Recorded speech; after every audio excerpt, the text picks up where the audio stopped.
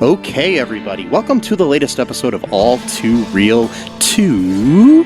My name is Michael E. Cullen II, and with me, as always, via Zoom is Sesame, Amit, and Carter. And by the way, it's not through Zoom anymore. I forgot about that. We're on Google Meet because Zoom decided to limit their time to 40 minutes.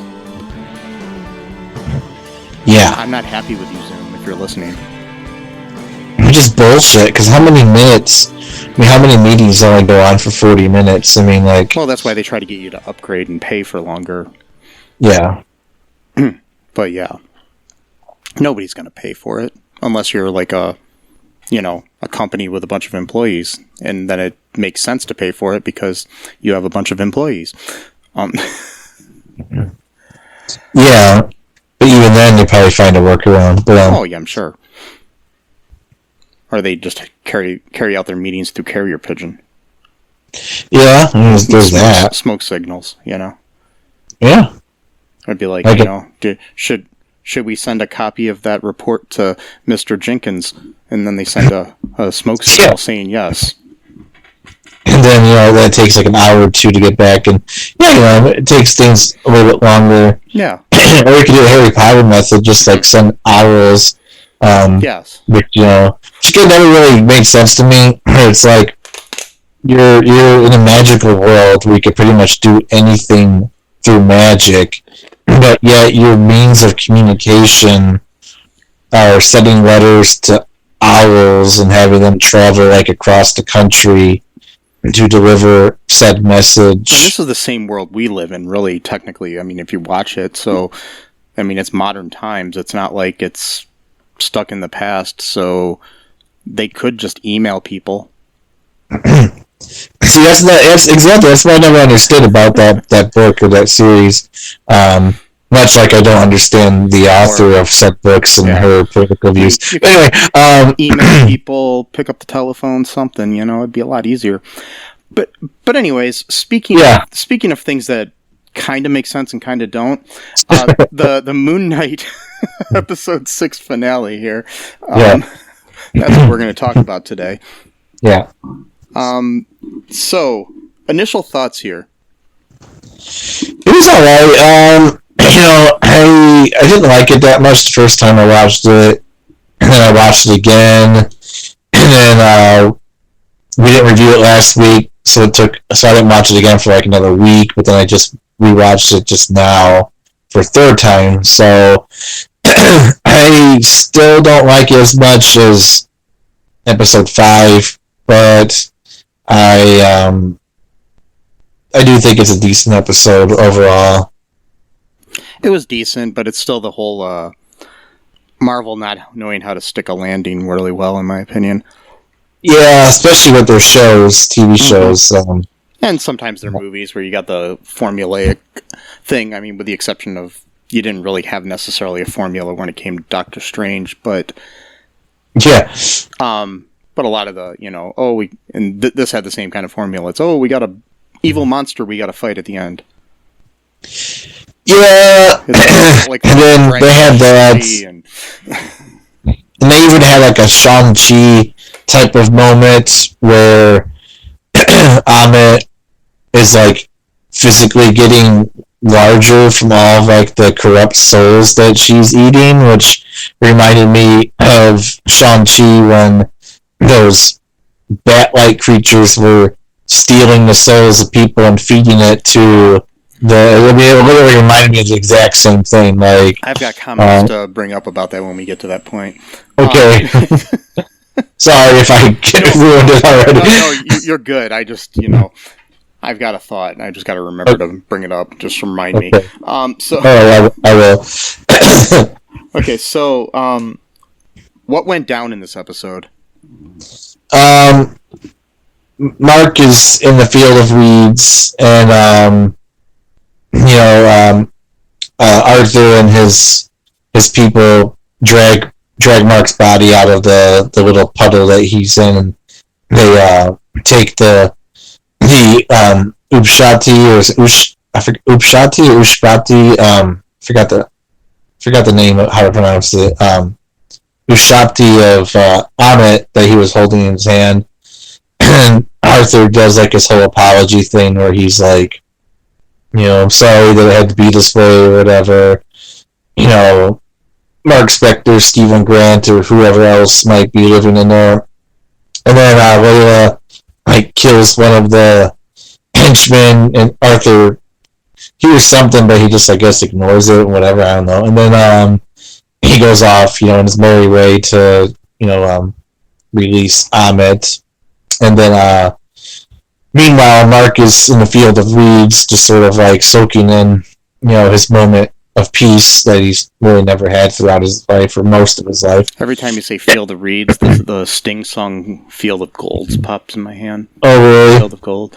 It's a good song. Wow. Look it up. I will. I never heard it.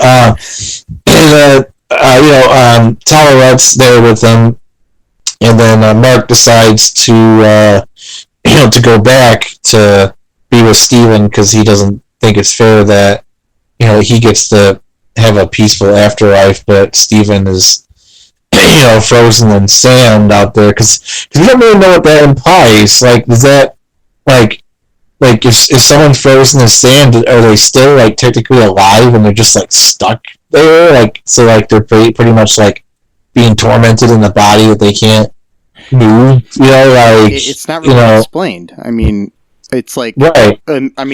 I guess it's different in a way for Mark and Steven because they're kind of one person but two people. It's yeah, but so Mark's heart was balanced, and then Steven. Well, the thing is too, Steven's heart could have been balanced too, but he jumped off the boat, so that's how he ended up out. So his is sort of an accidental type of thing, but so he goes back and. Talarette says, it doesn't really quite work that way because you're manifesting your afterlife. That's what she said, you're manifesting it. So that kind of gives credence to some of the theories that were out there about, the ancestral plane and stuff of, if this is actually really happening or if this is sort of just, in the imagination of the person, what they want to see or what they've been conditioned that they're supposed to see, So, in the case of Black Panther, he was told that's what the ancestral plane looks like, so therefore, to him, that's actually what it does look like, even though it might not look like anything, really, but just, his consciousness projects, that. That's kind of an interesting little point, My other question here about this is okay, so, if you... Do you hang... you asked this before on previous episode. Do you just hang out in that field of gold? Field of reeds, if you're... going to quote-unquote heaven? See, I think that's the entrance, because I can imagine, that being very enjoyable for too long. That really would be much more enjoyable than hanging out in a field of sand. Not really, yeah, exactly. I guess we have more sunlight, but yeah, that's about it. Mm-hmm. And plus, too, how come there's no one else there? So is he the only person that's allowed to be there? You think they would see other people also in the field of reeds? Or do you have your own separate field? Maybe you only see yourself at the time. Who knows? I think it was really supposed to be an entrance point that you go into. That's the sort of the gate. I think that's what it was meant to be. So he was kind of just sort of taking it in, hanging out for a while. Which makes sense. If you're going into heaven, it might be a little bit of a shock to just immediately go, so you gotta have a little easing in, just if you're going to a Detroit Tigers game, you don't want to go immediately into, Comerica Park. You need to go through that gate to get into it, right? It's the same thing, right? No. Kinda. I don't know. I'd be okay with just manifesting into the field, but whatever. And then, so yeah, he goes back for Steven. He gives some really nice speech about how Steven had always been there for him since they were kids, and how he was the one that pretty much saved him from a life of misery. Well, he still had a life of misery, but pretty much saved him from killing himself or whatever. And that and that he was his only superpower that he ever had. So that was kind of a nice little moment. And then he puts his heart on top of Steven's hand, and then it glows, and then they both. Mark turns into sand with Steven, but then Steven gets back to normal, and then Mark gets back to normal, and then the gates or the door opens to go back to the earthly plane, and but then the sand starts like rising to like claim them both, but then Tolerette in the boat like crashes into the sand to like stop it from like consuming them. So they like then they go through the door, and then that's when Mark wakes up, from the puddle that he was in. Because I forgot to mention, so like Arthur like put like the scarab onto Mark's chest. I don't know if that's supposed to be like an ancient Egyptian rite or something like that. And then Layla steals the scarab to like follow Arthur and his people to find Ammit, because now they know where Ammit is, so he just scarab, which seemed like an almost convenient thing too, because it's like, why would you give up the scarab even though you knew where Ammit was? Like, why would you just keep it around with you anyway? I mean, that's like saying, oh well, like that's like saying he shot Mark with the gun, so now he's just gonna drop the gun and not keep it. Like, why wouldn't you just keep it with you anyway? But whatever. So that was kind of convenient. Of some kind. Yeah. So Layla, she takes a scarab and it guides her, to wherever they're going, and then she finds them at like the temple where they were before, when they had like the conference or the sort of interrogation of Khonshu, and Arthur kills all the avatars, including the really nice one that told Mark about the how to find the what was it, that dude, that sarcophagus. Yeah. So even her, which I was hoping that she would have stayed alive, but no. And then he goes into this whole speech about how the gods have been hiding things from humanity, blah blah blah. The whole villain speech, And then he releases her. My theory was true, by the way. Well, partly true. Where when Ammit is resurrected, she says that Arthur's scales are imbalanced or unbalanced. Yeah. And then Arthur was willing to accept, her decision whatever because his outcome was. Yeah. Yeah, which that was my original theory from like way back in episode 1. Mm-hmm. But the twist is that she didn't kill him, so that's the twist. But which is interesting. So, by the way, the CGI is great. Ammit looks really cool. She says his death is delayed if he serves her as her avatar, her official avatar, because at this point he just was like a sort of self-proclaimed avatar, I guess, of Ammit's. Mm-hmm. But and she says, your scales are unbalanced for what lies ahead, but what lies ahead is your service to me. But then, why would his scales be unbalanced by serving her? Because the whole point of Ammit is like extreme, like perfect justice. So why would him being her avatar make his scales unbalanced and then worthy of death? Like, that literally makes no sense. Whatever. Okay, that's an academic point, I guess. But and then she says, "Oh well, I once entrusted myself to someone whose scales balanced perfectly, and then for that I was imprisoned for 2,000 years." So it's like, well, wait a minute. Your whole argument and line of logic is that you dispense perfect justice. Everything's about scales balancing, but you're saying that your previous avatar, whose scales were perfect, betrayed you, but yet you want someone whose scales are unbalanced to serve you. Well, that completely goes against your entire line of reasoning. Was this perfect person Alexander the Great then? Yeah, I'm assuming that's the one she meant, because that was what they. And I just don't know if I would see him as being perfect.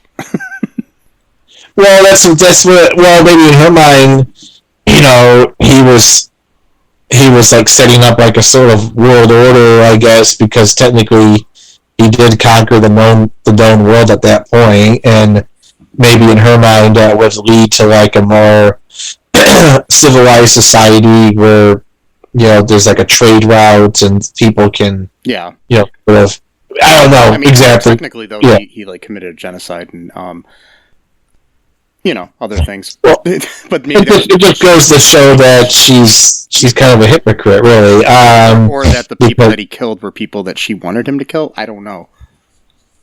I mean, I guess you could argue that all those people just so happen to be people that would do something bad in the future. So she was like telling him the exact people to kill. But that still doesn't make any sense, because it wasn't like Alexander the Great personally was going around killing people in battle. He had soldiers, so what? He was telling each soldier, "Oh, I only kill this specific person on the battlefield."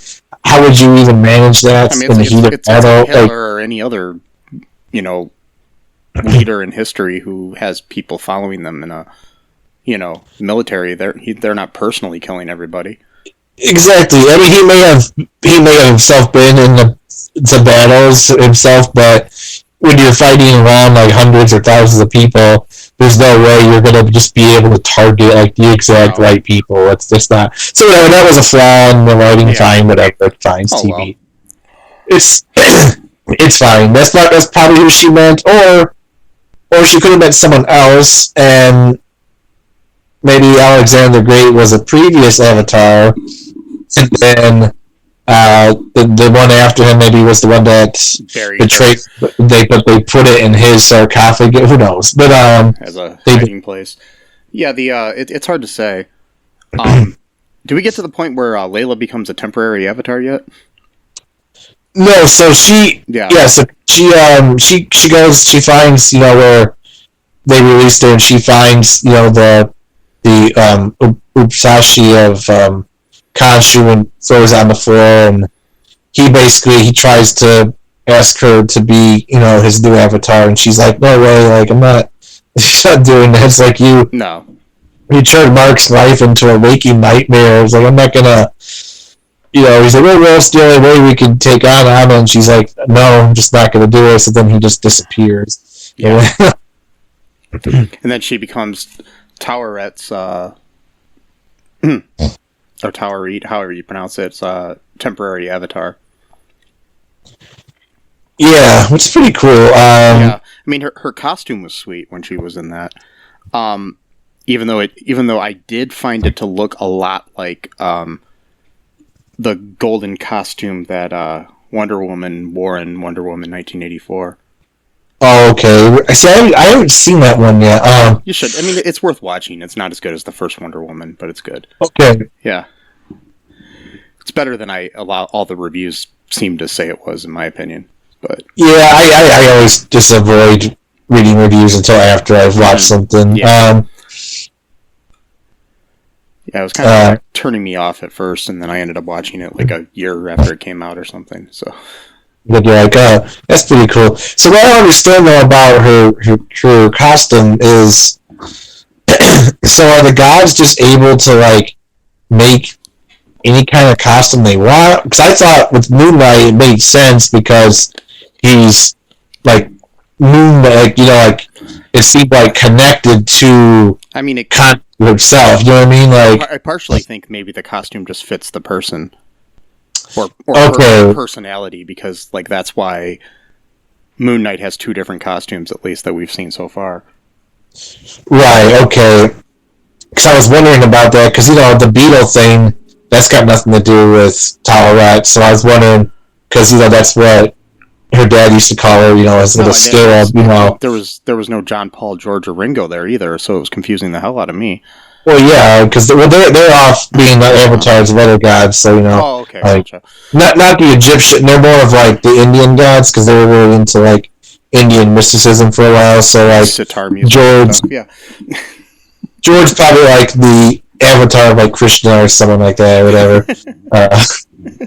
John is like the avatar of like Jaguru Deva, or someone like that, no, it's which I think Shiva is actually supposed to be Krishna in a different form anyway. Whatever. Well, I think Shiva is the actual god, because Hinduism kind of deals with avatars too. Kind of, this is where they kind of got the idea. I think a little bit. Yeah. But I think Shiva is the actual god, but then Krishna became the human avatar of Shiva on Earth, but then basically became his own god essentially. Like, so like, I guess Shiva's powers were just like permanently in him. I don't know. And then pretty interesting, but yeah. So George is Krishna, but whatever. Oh, yeah, sorry. Anyways, yeah, I'm just kind of going off here. We should write our own fan fiction with that. Yeah. Anyways, with that, Layla becomes the avatar for Taweret. So Mark and Steven encounter her and are very surprised by her newfound abilities, and she protects Mark from having his soul taken away. Steven just gushes over her appearance like he does. Which I thought was funny. Anyways, they use their abilities together to try to take down Harrow and his followers. So they battle as Mr. Knight and Moon Knight both. And then they overwhelm Harrow. But basically, they end up losing their advantage as Harrow uses Mark's trauma against him to take him down. Yeah. So, both Khonshu and Mark are pinned down in this fight. When you've got like what I was going to bring up is you've got like these huge avatars of, or not avatars, but of, big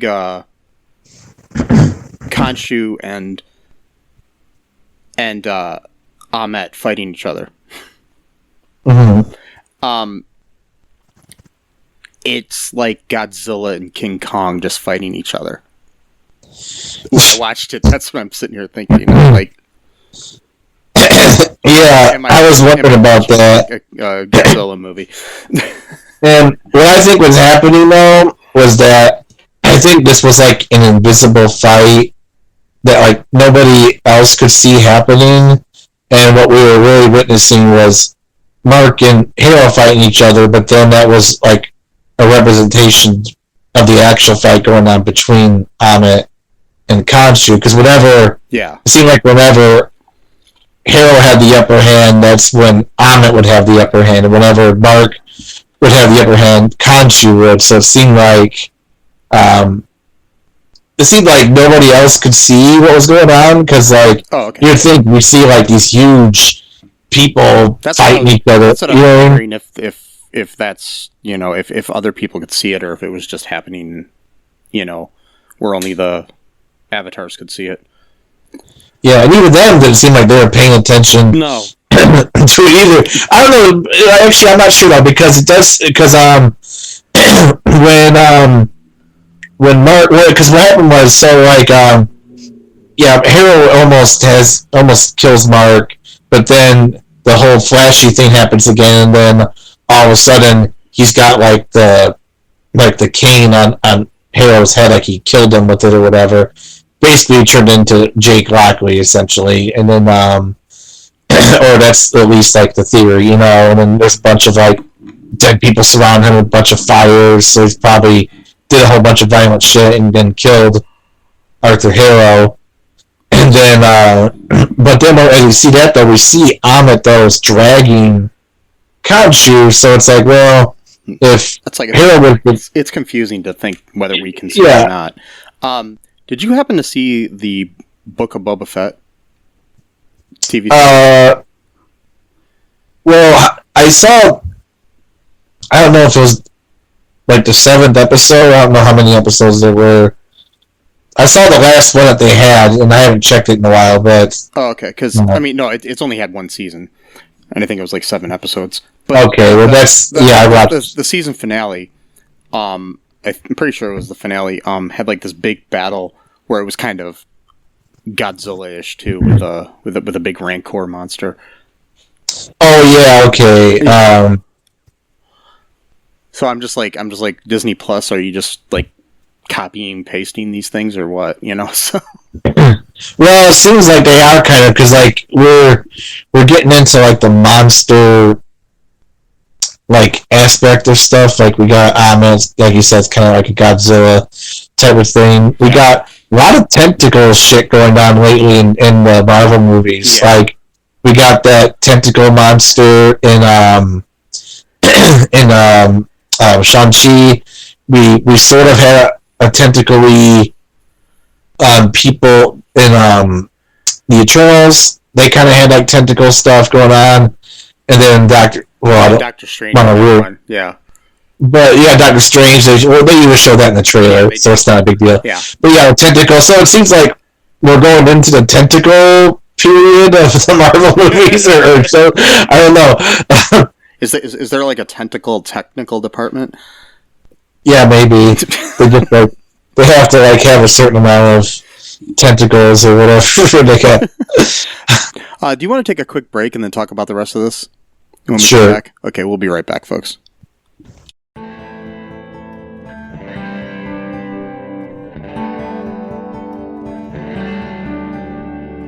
No Outlet Live. Hey, I'm Jay Remy, host of No Outlet Live. If you're in a podcast that explore any and everything, check us out. We stream anywhere you listen or watch podcasts, or just type No Outlet Live, one word, in your Google search bar to find the show. Live Saturdays at 7 p.m. Eastern Time on Facebook. No Outlet Live, your road to boredom ends here.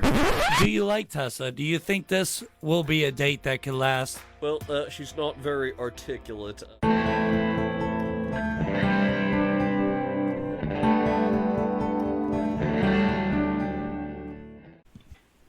And we are back. Heck.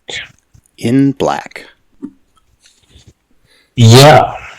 It's a fact. It sure is. Well, at least I'm wearing a black t-shirt. I don't know. Anyway, so... yeah, I think I am too. I'm wearing the Pink Floyd black t-shirt. I'm wearing My Name is Earl black t-shirt. Cool. Yeah, so, You know what we're not wearing? We're not wearing white t-shirts to symbolize white supremacy. You know, which... Like the people down the street from where I live. Yeah, we're doing a rally, yeah. Mm-hmm. Well, a rally is a generous term because there's like 7 people. But like, whatever. Got like a half a dozen to a dozen people. It's kind of hard to say. Kind of sad. Mm-hmm. Yeah. But in this day and age, it's just sad that those exist. Like, where they think that, you know, with signs that say like no, I mean only white babies and you will replace the white man. Oh yeah, we're so like it's just like so sad where it's like how insecure you are and how much you're projecting to the world, like all of your insecurities. Like it's like you get like almost secondhand embarrassment from watching it. 'Cause it's like oh man, like they really don't know how much they're revealing about themselves to the outside world. It's like, but they were not revealing their faces. Oh, of course not. See, that's the thing. They only wear masks to hide their identity, but I'm pretty sure. And then I think it was like 85 degrees out, and they're wearing ski masks outside. Yeah, well, because they don't want their identities to be shown because they're. But I'm just worried about their health. That's gotta hurt. I mean, that's really. Well, I'm not worried. I hope they do get sick. I'm joking when I say I'm worried, but yeah, exactly. But like I said to somebody earlier that yesterday was Friday the 13th, right? So maybe they got confused and thought today was Halloween. Yeah, that could have been it. Or maybe they meant to do the rally yesterday. Like, oh, it's Friday the 13th. Get it? Spooky. I mean, it would have been cooler if they were all standing there wearing Jason Voorhees masks. I mean, I'm not saying I'd agree with them, but at least it would have been a different change up in their costumes. Yeah, they didn't think of it though, but no, or Michael Myers masks or Freddy Krueger. I mean, just be creative, people. just something. Yeah. Be creative with your racism. Anyway, so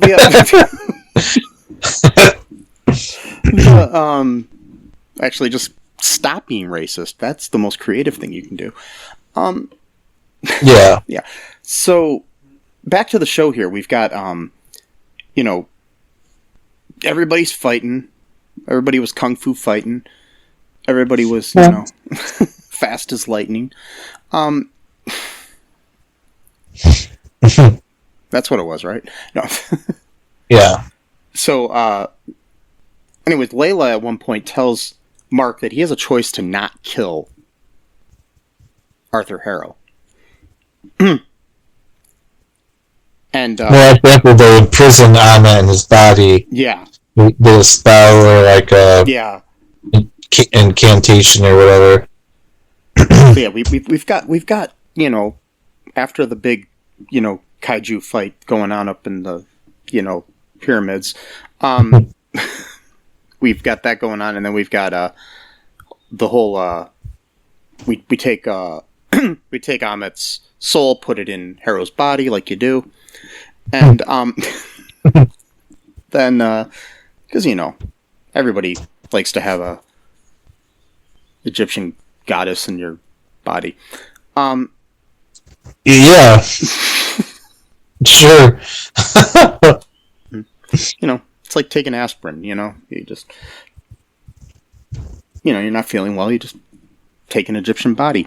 Anyway, so so there's the Egyptian goddess. Yeah. Body, that would probably be like one of the most pleasurable experiences in the world. But like anyway,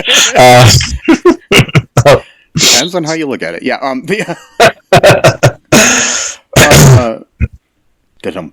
Anyways,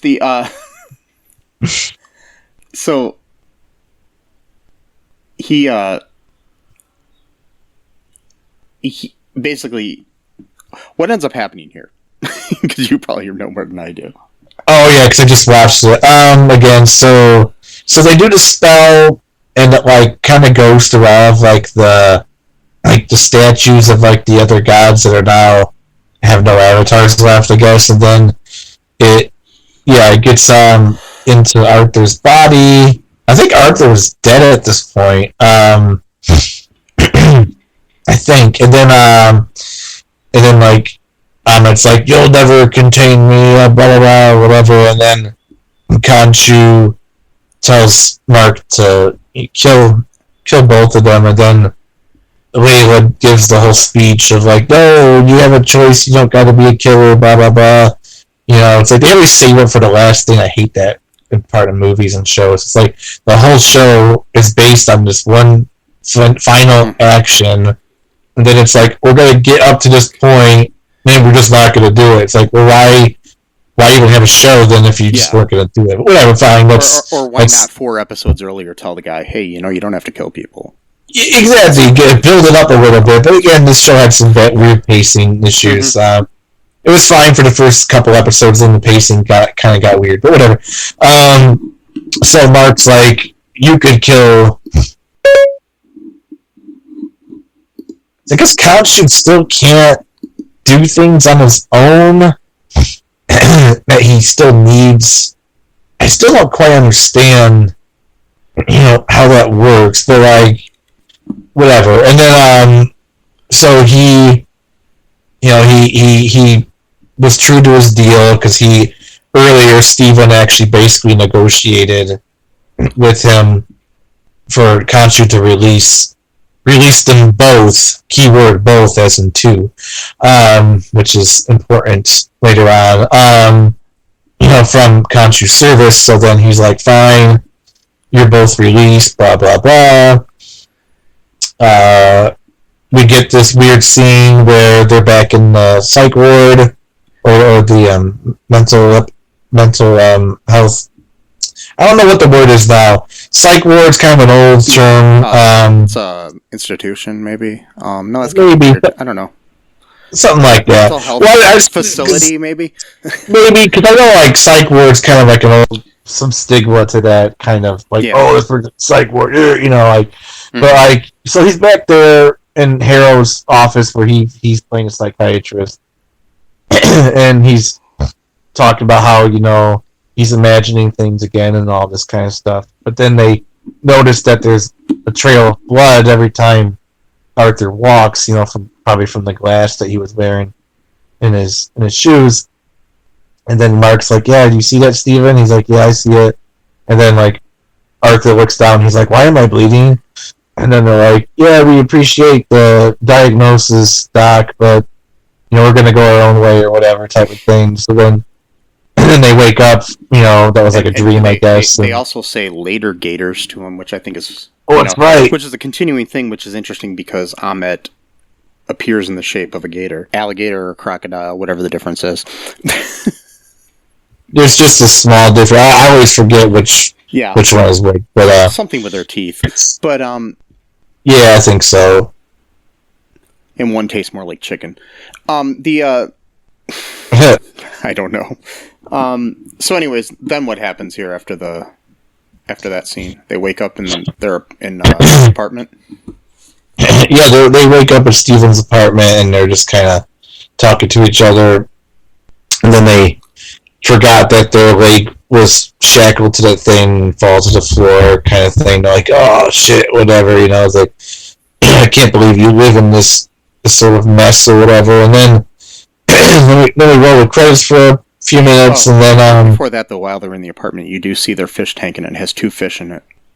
Oh, that's right. Yeah, there are 2 fish now, and and then we get credits for like maybe a minute or two, and then we get like a post-credit scene, and it's Arthur. He's like in a psych ward, or Arthur / Ahmet, and I'm not quite sure, was Arthur dead or is he just like unconscious at that point?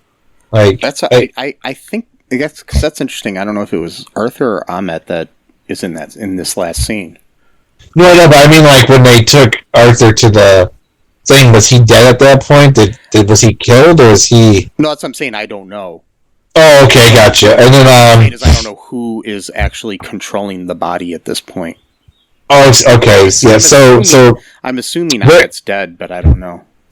Yeah. So they're in the psych ward, and it looks like there's like a bunch of sand in a cup, and then Arthur kind of pushes it, but it's just coffee or whatever, and then the nurse is like, "Oh, okay, it's time for bed now," or whatever, and then this guy shows up, and he's like, "It's okay, miss, I'll take him," and she's like, "No, it's," he's like, "Just calm down, it's fine," or whatever, so then she just leaves, and then he pushes, Arthur in his wheelchair, and Arthur's kind of like motioning to like, the door that he normally goes into, but the guy pushes him in a different direction and starts seeing like, bodies on the floor.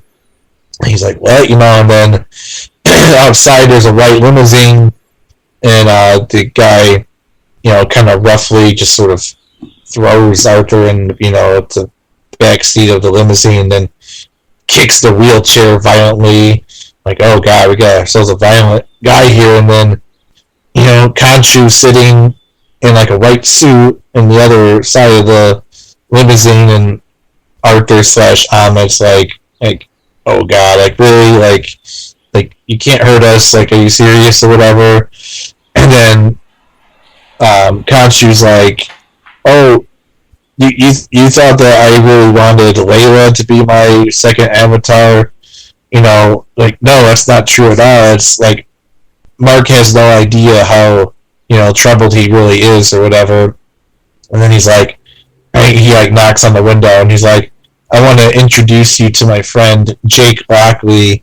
And then Jake is speaking Spanish, I think, or Espanol, and he's like, "Now it's your time to lose," and shoots Arthur a bunch of time. And you can see like the lights coming from inside the limousine, like almost like a Godfather type of scene, and then it just drives off, and then that's it. So apparently Ahmet's dead for real now. So yeah, apparently. and then we got Jake Lockley now as probably the new Moon Knight, which is quite scary because he's super, super violent. And it'll be interesting to see if we have a follow-up of any kind and when it will be, because what I read months ago was that Oscar Isaac only signed on for this one project. So it's still going to be interesting to see where this goes in the future. I do hope we see him or Layla or somebody else again, from this show. Right, yeah, exactly. But there is something kind of cool about this not being directly connected to the rest of the MCU as well. Yeah, it would be. I mean, technically it is. I mean, at least that's what I think Kevin Feige said. Yeah. But so far it doesn't really seem like there's really any connection there was to any no of characters in this. I mean, story. there might have been some mentions to things that happened in the other movies, I think, like rough mentions, but overall, it's not like, Tony Stark shows up at his door. I mean, even though he's dead, but, it's not like, I don't know, Hawkeye shows up at his door or something, so. Yeah, exactly. Like, we'll help you guys out or whatever, yeah. Yeah. So, I would hope for a second season. If not, then maybe at least a movie. Show up. Yeah, either have his own movie or show up in another movie. I always think it'd be cool if he showed up. I don't think they would now because the movie's probably going to be coming out soon. But like Black Panther 2: Wakanda Forever, because they did talk about I think the god. The proper place to show up would probably be Blade. Blade, yeah, okay. Because I think I would like to see him, and then what was the one guy in the one guy that worked at the museum in Eternals? I forgot his name. Not in a museum, but a professor. But anyways, those two, I think it would be interesting to see Moon Knight and both of them show up in the Blade movie, which was kind of teased with the other guy in Eternals. So yeah, because he's got the ebony blade. Which is interesting. Actually, that's a whole other thing, too. So, am I getting my lore screwed up? Because I watched so many of these videos lately that they're all kind of bleeding into each other. But, because I watch, Screen Crush, New Rockstars, Super Carlin Brothers, and so many channels, Emergency Awesome. So, a lot of these things just bleed into each other. But am I mistaken in thinking that the ebony blade also comes from the same power that what's the guy's name? Gore, the God Butcher, has his weapon forged to kill gods, or am I just mixing two different things together? Well, in the story of the Eternals, the ebony blade is. The character that has it becomes the Black Knight in the future. Right. Dane Whitman. There we go. That's right. Yeah. Yeah. But so the ebony blade itself is according to this is from the comic books, in this Marvel database.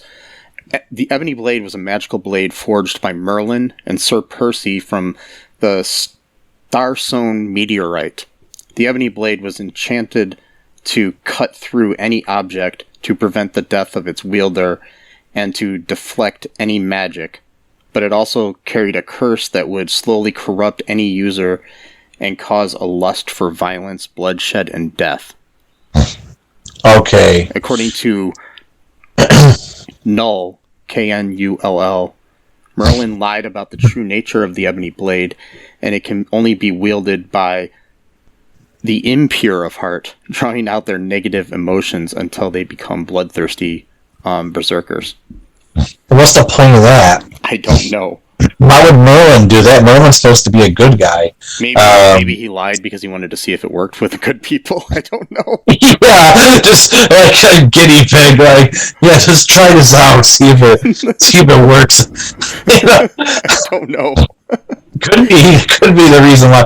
Okay, I was just wondering because I was watching the video and they were talking about Gore, the God Butcher, because of the new Thor: Love and Thunder movie coming out soon, and apparently the comic lore, at least I don't know if they're gonna do this for the movie, but was that he prayed to the gods to like help save his family or whatever, and then they didn't get help, so his family and like his whole people were killed or whatever. So then he pretty much became like an atheist essentially. But then he ended up seeing two gods fighting each other. So then he realized, oh, gods actually do exist. So I did pray to them and they didn't help me at all. So he went from becoming an atheist to what you call a dystheist, which there's actually a word, dystheist, but it's a person who believes in God or gods, but actively hates them. Like, there's an actual word for that. Gotcha. So yeah, it's a difference between an atheist and a dystheist. So he became one of these, and then I guess he, at one point, the good god was winning the fight, but then the bad god, like, basically like transmuted himself into like a weapon for some reason, I guess, so that the other guy could use it again. I don't know, whatever. So basically it was like a sword of some kind or whatever, and then Gore took the sword and killed the good god, and then that became like his goal now, is like to kill all the gods. But I for some reason I thought in my mind that somehow that energy or whatever was connected to the ebony blade, but it appears not to be the case or whatever. Yeah, I mean, I guess we'll just see where this goes. Hopefully we see some of this come together, and I'd really like to see like with the magic direction that the MCU seems to be going in Phase 4. Yeah, very much so. Yeah, I'd like to see some of this stuff like kind of, coincide together and coalesce, or whatever you want to call it, kind of just merge together, in a way. So you'd see Blade and Doctor Strange and, some of the Eternals and other people all together, and then Moon Knight. Yeah, totally. Mm-hmm. I don't know. I guess we'll see what they decide to do, because you never know. I mean, there's, what is it, like 70 or 80 years of Marvel Comics they can go through, so... They, and then just create whatever they want, too, so... Well, Kevin Feige said that he wants to continue this whole, like, sort of MCU project all the way into 2030. I'm like, that's 22 years. Well, he said at least till then. So I mean, it's going to go. At least it'll go further than that. I mean, obviously you're going to get to a point where it's going to be diminishing returns, but it's Yeah. How big can you go before you've lost? I mean, like Thanos was like, oh my god, that's the end game. It was literally called Endgame, the movie. Yeah. But now it's like, okay, well now the new guy is Kang the Conqueror, and it's a multiverse battle. Okay, once the multiverse thing is solved, what is there? You know what I mean? Like well, I guess what would be then was all life in the whole multiverse extinguished. So then you gotta fight that guy or girl to basically who's gonna end. Big Marvel team up where they're just taking on a pickpocketer, and in New York, just a random street guy that picks pockets. That's what it's going to be. That would be good, because you start scaling back your enemies to make them smaller, and then the people in the audience gets used to like regular like street crime people, and then you build back up to the bigger villains. You keep doing this until like 2080. No, there's going to be a movie where the bad villain is just a 14-year-old kid who steals a pack of gum from a 7-Eleven, and yeah, and you have to have like the Punisher go kill him for him or something like that. I every crime is equal to me or whatever. But wasn't that kind of his deal for a while, the Punisher? He would literally just punish people, like, no matter what type of crime. It was kind of like the Ra's al Ghul type of, like, I think every crime version of him like that, yeah. Anyways, wow. Any other final thoughts here before we wrap things up? No, not really. Just hope, we get... I just hope we get something extra, even if it's just like one episode or something, just... you can't just reveal Jake Lockley and end the whole thing. I mean, that's I mean, you can, but it's, I think he's going to show up again sometime. Might not be for 5 years, even. Who knows? But we'll see. Hopefully sooner. But anyways, I really enjoyed this series. I think it had a lot of flaws, but it was still good. Yeah. A lot of pacing issues, but overall it was good. Anyways, make sure you check out our TeePublic, our Patreon, our Facebook, our Twitter, our TikTok, our Instagram, all that good stuff. Yeah. Share the show with your friends, you know. Wear a mask. Unless you're a white supremacist who's trying to hide their identity, because, you know, that just seems stupid. But anyways, so, well, they're so proud, so loud and proud, though, they, you know, yeah. That's why they're behind the mask, you know. Mm-hmm. I mean, who are they afraid of? That's the thing I don't understand. They're afraid of the cops? I'm sorry to say it, but, like, a lot of the police are actually, like, they actually defend, like, right-wingers, so it's like, if anything, you know, like, I mean, not actively defend, but more of, like, it does seem like they go after left-wing protesters more than right-wing ones. Speaking of which, there's if I find it, I might share it in the show notes. There's actually a really good podcast I listened to about the co-opting of the Punisher's logo by corrupt police officers. So, well, not just them. Anyone who's right-wing may do the same exact thing. And it's like they interview the creator of the design. So, it's a pretty good podcast talking about it. The Punisher, as a character, you know, at one point he was actually going after corrupt cops as well. Like, you know, he was not just, it wasn't just like street criminals he was going after, like, you know, he was going after everyone. Like, so keep that in mind, folks. But until next time, folks, be good to each other, love one another. Yeah. Don't be a supremacist. And bye-bye. Thanks for listening to All Too Real 2 podcast, a Cullen Park production. Produced and edited by Michael E. Cullen II. Music by Matthew Haas. Subscribe and share the show. Visit us at cullenpark.com.